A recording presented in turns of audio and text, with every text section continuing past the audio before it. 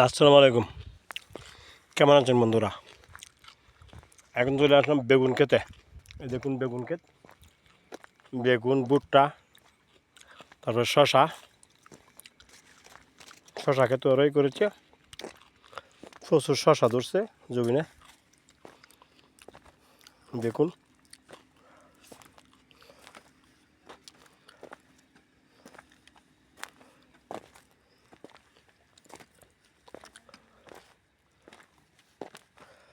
এ হলো শশা ক্ষেত।